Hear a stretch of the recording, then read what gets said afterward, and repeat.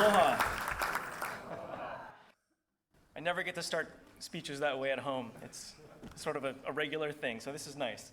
I'm going to condense what is probably an hour and a half long discussion or presentation into about 15 minutes. So forgive me if I fly through this. But I did want to say thank you so much for the opportunity to speak here today, of course. The weather outside is beautiful. When I left, it was actually really dull and rainy, so don't let this mislead you. But I start with this because this is my district that I represent on the island of Oahu. But it's also a place where obviously the sun rises every morning, and it seems appropriate because for us in Hawaii, that is obviously one of the key things, as it is everywhere, that we're looking at to get us toward our 100% renewable future. But Hawaii itself, just to give you the lay of the land briefly, it's actually 6 different grids, one on each island, each radically different in resources, and each radically different in size, ranging from about 20 megawatts all the way up to about 1,700, where there's about a million people in Honolulu right now. And what we're seeing as a result of this is a different resource profile on each island. But one thing that's sort of ubiquitous everywhere today in the state is pictures and neighborhoods just like this. About 1 in 3 single-family homes throughout the state today is adorned with solar panels or some sort of solar hot water heating element.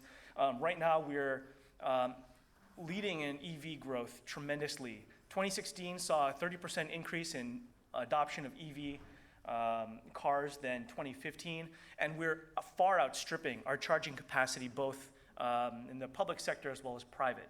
So things are moving fast.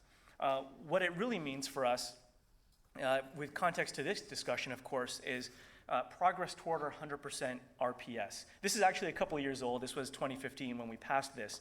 Today we're about 26% renewable by and large. So we're a little bit beyond that.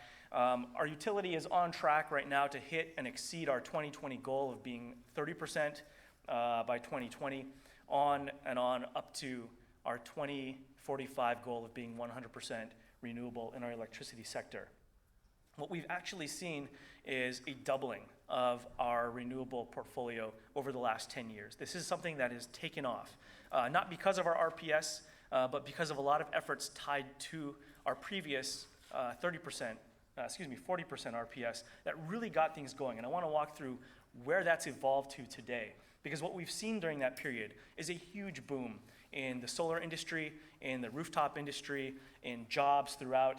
It's been about a quarter of all building permits in any given year in Honolulu at the peak of the recession of all things. I mean, this has been an industry that has taken off and literally saved our economy when we needed it most. Today, that's amounted to approximately, as of I think December of this year, about $1/3 billion in avoided cost savings for us in Hawaii. That's replacing imported fossil fuels, mostly low sulfur fuel oil, with our own resources, our own sun, our own wind, and that's something that people can take home to the bank.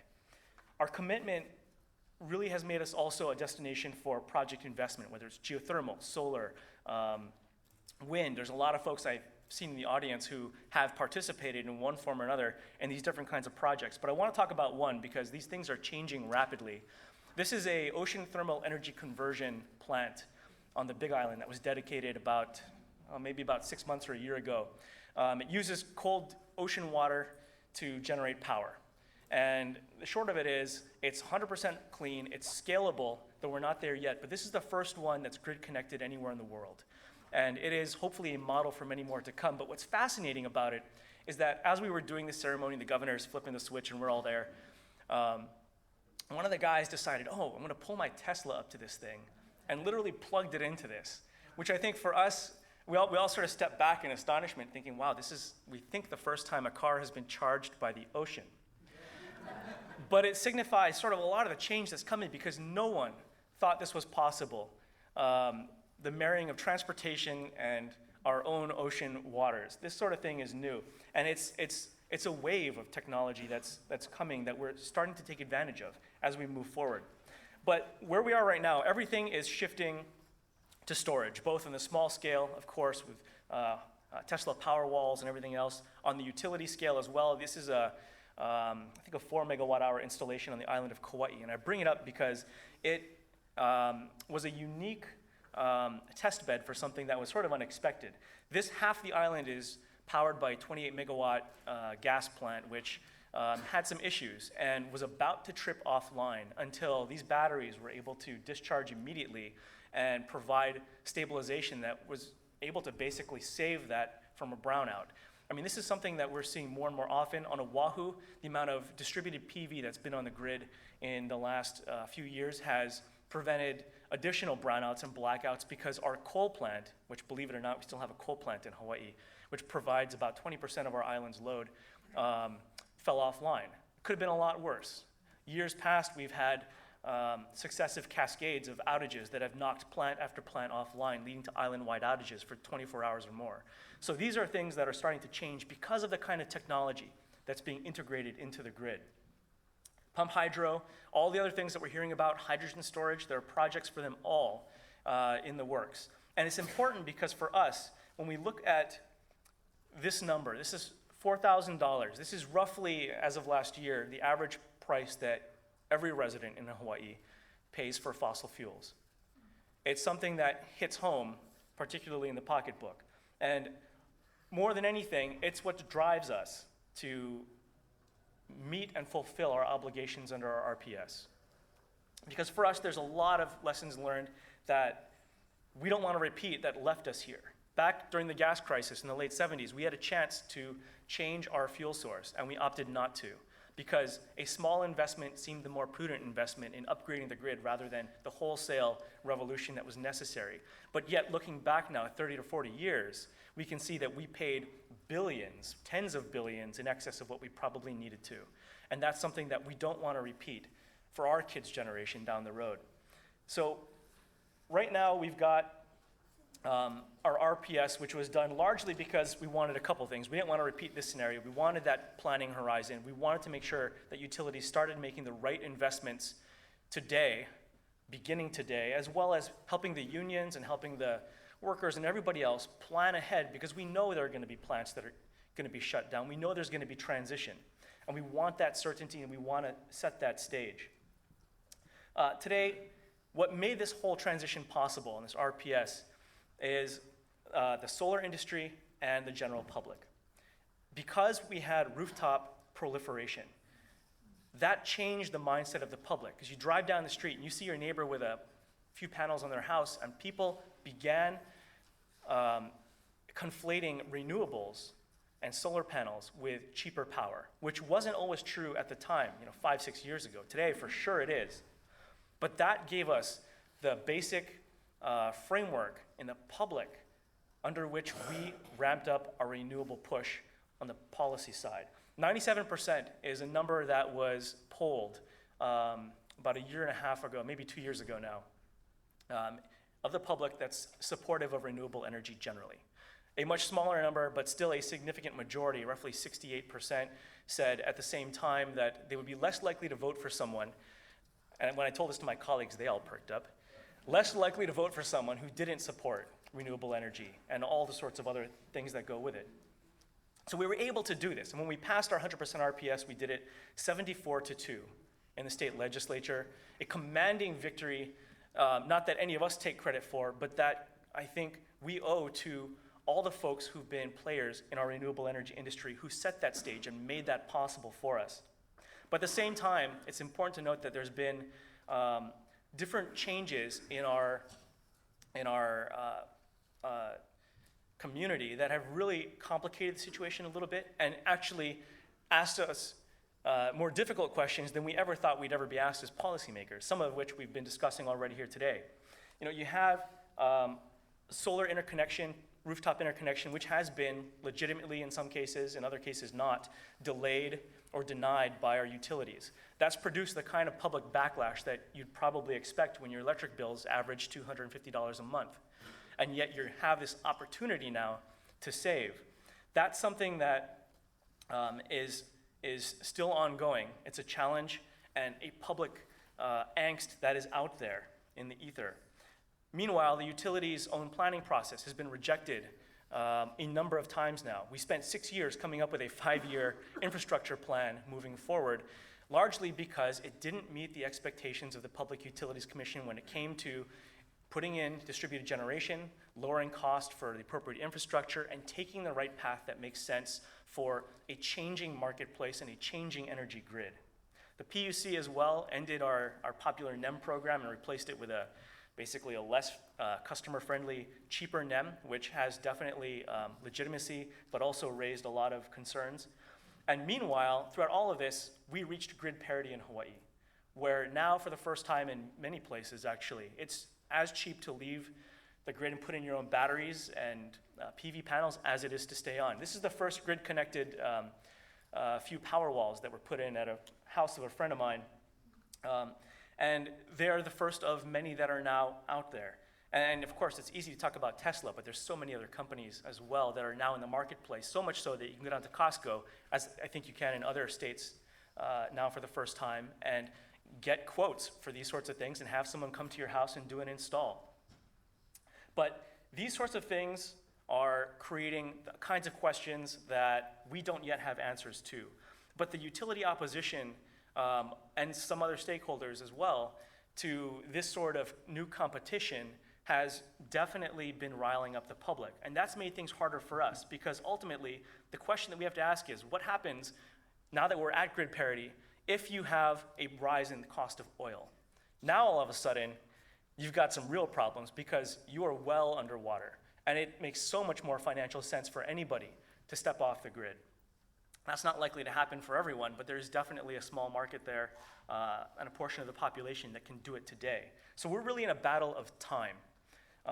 Market and the tech that you guys are all, we are all involved in and seeing proliferate at cheaper and cheaper prices is driving. It is no longer our RPS. It is no longer our policy. It is no longer the utility or any individual stakeholder. And that's something that we don't have an answer to yet because we need a grid. We need a grid for resiliency. We need a grid for the folks who can't afford to leave it. We need a grid for all sorts of things.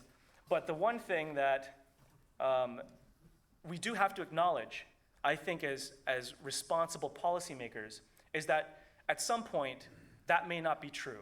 Someday, probably not anytime soon, but maybe not even in our lifetime. The analogy of the telecom and everybody ditching their cell phones, their landlines for cell phones, I think is no longer the primary future that we look to because everyone's still got that service contract. We look to this, where everybody once had to go and get their ice from the ice dude, or eventually were able to lease their own small freezers, which would then be filled with ice. But yet, there came a time when everybody could afford their own refrigerators and have no service contract. That ultimately, once you put Steve Jobs or someone like him in the driver's seat of the kind, or Elon Musk, in the driver's seat of modular energy home tech that can be bought for pennies down at your hardware store, inevitably will arrive someday. And we cannot ignore that fact because there is no political will to stand in the way of a populist uprising that empowers people for the first time to be able to control their own electric bill. And that definitely plays into what we're trying to do and what we have to acknowledge as we manage grid flight and all the things that come with it. So what are we doing in Hawaii? Let me try and run through this real quick here. The first thing we got to do as policymakers under RPS is protect ratepayers from risk. And there's a lot of risk out there. Everybody accepts some of it. But the first thing that means for us is that we have to align our utilities incentives with the public interest. Performance-based rate making, making sure that the utilities are incentivized to do what we believe to be the right thing. Supporting efficiency, reducing load where appropriate, managing the kinds of grid resiliency that mean a different kind of electric grid that's built out. The second thing for us, independent system planning. And obviously, we've had a lot of folks up here talking about that this morning. We don't have a lot of that yet in Hawaii. Right now, the utility manages the entire build-out.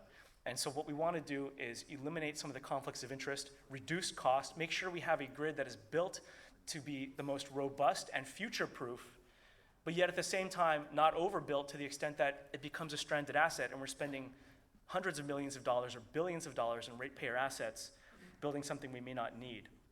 So for example, we just came back this year and took out the statutory authorization for ratepayer recovery to build $1 billion undersea cable connecting islands, which probably no longer is a smart idea. We really want to encourage private investment in infrastructure. This is something that we can talk about, but in real terms, what it means for us is that we're creating mechanisms on electric bills to channel money into energy efficiency. Everybody pays a few bucks on this. We're leveraging that to double down on bond financing to create pools of hundreds of millions of dollars that can be put out there to tackle the low-hanging fruit. We're creating programs to incentivize DG, whether it's PV panels or batteries or any sorts of other things that people can take advantage of. Tax credits, on-bill refinancing, on-bill repayment. We have community solar projects that are for the first time finally in the works. We hope to be able to open up markets to people in condos and apartment buildings that previously never had the opportunity to take advantage. Our PUC is working on distributed energy resource dockets, which will create programmatic rate design that hopefully ties all these pieces together with time of use rates, with transportation and the advent of electric vehicles. We have on our books right now a law we passed 2 years ago, which says it is official state policy to eliminate fossil fuels for ground transportation in the state of Hawaii. And we're well on our way now toward, with our Department of Transportation and our Energy Office, to taking the first cracks at implementing and even asking the hard long-term questions about how to finance that sort of revolution and that sort of infrastructure. All of this is being done with a focus on middle and low income first. How do we make sure that there's a fair and equitable distribution of resources and the benefits that they all have on our grid for the folks who need it most so that no one is left behind? The last piece of this is grid resiliency. Two of the bills we passed in the last 2 years require that our entire public university system and our public K-12 schools across the state all are energy net zero, generating their own renewable power by 2035. Largely that's because for us, not only is it a cost savings measure for taxpayers, because our university system and our Department of Education are expected to spend roughly $2 billion on power bills over the next 20 years. So instead, let's put that money into the infrastructure up front and use those savings to lower tuition, to save taxpayers money, but also to make sure that our schools, which also serve as disaster shelters, are tied into their communities and have power when they need it most. The DoD, as well as some other stakeholders in our community, are looking at, for the first time, at microgrids and building those out. One of those interesting cases in one community found that it's actually cheaper to build from scratch an entire community electric grid, poles, wires, the whole deal, as well as renewable generation and a pump hydro storage project. It's cheaper to do that than to continue paying the existing electric bills for that region. It's something that is game-changing for us. The last thing is assessing the alternative utility business models that will work to give us this entire framework of future growth and development and change. We want utilities that want to be proactive and work with us toward this goal that we can help incentivize to help get us there, rather than work at odds and have to be dragged kicking and screaming the whole way. Hawaii just recently rejected a utility takeover from a large utility. It was a $4.3 billion deal. It was rejected in large part because it was sort of a standard 20th century centralized business model. Didn't really account for a lot of the stuff that we're talking about here. It also relied heavily on liquid natural gas for the next 30 years, which is not something that the state wants. The governor, the legislature, everybody came together and said, largely with one voice, this is not the direction we want to go. They came in polling, this is just a fun fact, they came in polling at 45% public approval. 18 months later, after spending $22 million on a PR campaign, probably the most expensive one in the state's history, they were polling at 16% at the end. So, of all these things, and to wrap that up, the state's got a $1.2 million study going on looking at what are the best utility models that are appropriate for each island over the long term. What will provide the paths of least resistance, as well as currently the Big Island's looking at transferring from an IOU to a co-op, and Maui's looking at going from an IOU to a muni. That's not to say those are the necessarily best answers, but they're asking questions about not what is the best for today, but rather what is going to be the best for the long term. And I come back to this picture now as I wrap up, because this is not only the district I represent, this is where I grew up. And when we talk about the RPS, when we talk about all these things that we're seeing change, we have to ask why. And for me, this is an area, it's all rocks now as far as you can see, but that used to be a beach when I was growing up, and I'm only 36. In addition to this, we've lost 17 miles of beaches around the state over the last few decades, largely because of accelerated erosion, impacted by sea level rise, and a number of other things. We have a huge liability on our hands here, if only economically, if only speaking in pure numbers. The loss of Waikiki Beach, which is now, it's our iconic diamond head in the background tourist postcard. It's artificial. It is replenished every year.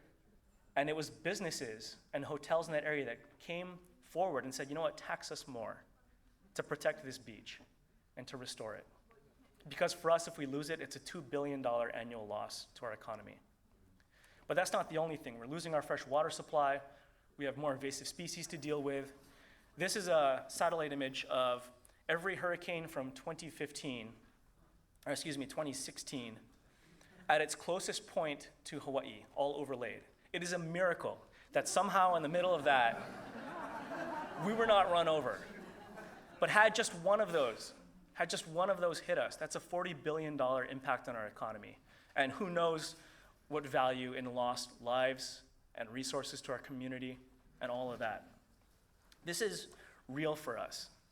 This is why we have to step up. Hawaii has made progress in the last 10 years that I would have never thought possible. We've doubled our renewable energy from less than 12% to 26%, and with no end in sight. We've got 80,000 PV panels, 80,000 homes with PV on them. We've created thousands of jobs. We have $250 million in savings we can write home about that are hard and true, real numbers.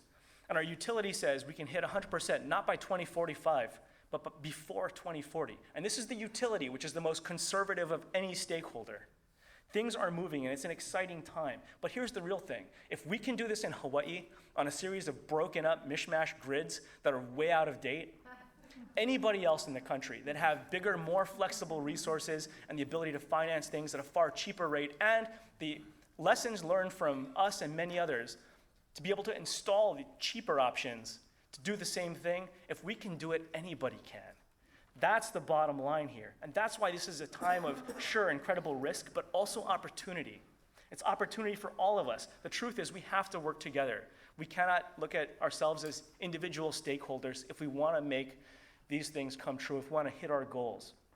Hawaii is racing to integrate innovation before it disintegrates the electric grid.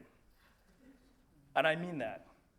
It's not going to be long before stakeholders and investors in our IOUs, in other companies that are taking part, start to notice things beginning to change. If 1,000 homes leave the grid, that's enough to do it, according to some folks on the East Coast. We have to move fast. It's a battle of ideal grid policy versus populist demand. What does the public want? What is the market going to deliver? We have to balance that. What we ultimately come up with may not be ideal grid policy, but it may be what's possible politically. Because nobody's going to step in and say, as a consumer, you're unable to install your own batteries and PV. That is political suicide of the highest order. It is about freedom, it is about independence, it is about lowering costs, and it is about saving our way of life here in this state. Because for people, renewables are not about disruption and defection and all these other numbers and graphs that we talk about. It's not about an RPS or government or any of us. It's about a revolution that empowers them for the first time to be independent and to make decisions for themselves. That is the ultimate psychological driver and pocketbook driver that we have to deal with. It's a revolution. But here's the thing, you guys still have an opportunity to direct it. We all do. We have time, but we have to act quickly. We have to do it to achieve our clean energy goals, to avert the worst in the climate, because ultimately it's not about business plans and all the rest of it. It's about this. It's about the world we leave those who are coming next. So with that I say, best of luck, everybody. You guys are inspiring. I've never been in a room with so many impressive people who are working on this and who are going to solve this problem and tell us what to do. Because we're looking for answers just like you guys. But I wish you all the best. Thank you very much.